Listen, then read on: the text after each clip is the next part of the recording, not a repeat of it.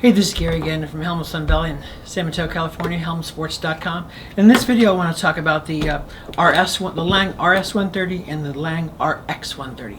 This one is marketed toward the race crowd, and this one's marketed toward the free ride all mountain crowd. So let's go over some of the similarities and differences here. First of all, let's go over some of the similarities. And the most significant similarity is that these two boots come out of the exact same mold. This one happens to be the LV version, RX130 LV, and this is the RS130 standard. They also make the RS130 wide. Now, this LV and this standard are the 97 millimeter 4-foot last, and that's going to fit a B width to a C minus width really well, maybe even up to a C width. If you have anything wider than that, C to a D width, you might want to go for the 100 millimeter last of these two boots. So that's some of the differences. They come out of the same mold. So let's go over some of the differences between these two boots. Probably the most significant difference between these two boots is that the RX liner has a slightly softer liner than the RS liner. So when you put your foot in this, you'll get a little bit more instant gratification, maybe a little bit more comfort oriented, whereas this one's going to be a little more precision oriented with that slightly firmer foams in here. On the flip side of things, with that firmer foam, maybe not quite so comfortable when you first put it on, there's less opportunity for pack out with that more rigid liner, and maybe it's going to hold your foot a little bit better.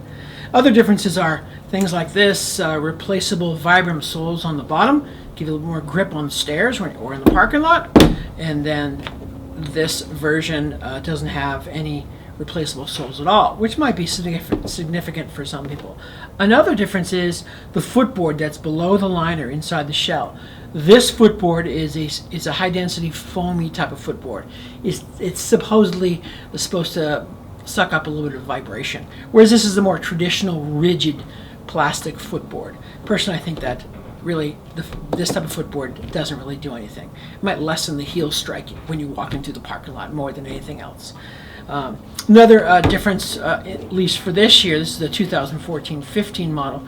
On the RS, they've changed the color a little bit, changed the graphics, and they've put this buckle type of a strap on here rather than the Velcro that was on there before. I personally like this a little bit better than the Velcro. You can fine-tune it a little bit better. And so that's really the difference. Most of the difference is marketing. Really, I think that really when it comes right down to it, it's mostly marketing BS. One of the other differences I should point out too is that this translucent plastic, and this is true for a lot of translucent plastics as opposed to opaque plastics, will change its flex characteristics over a given temperature range. So let's say, for example, at 32 degrees Fahrenheit, these would flex the same. Then if we raise the temperature to 60 degrees or something, this one is going to be proportionally a little bit softer than the opaque plastic. That's what I mean by changing flex characteristics over a given temperature range.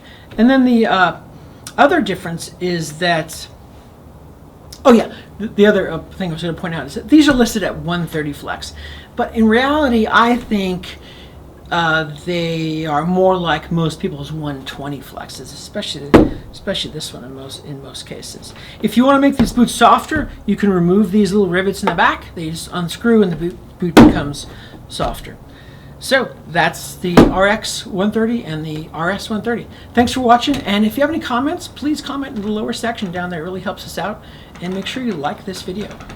So to see a little bit more in-depth video of each one of these boots, click on this boot for the RS130, click on this boot for the RX130. Alright, thanks for watching.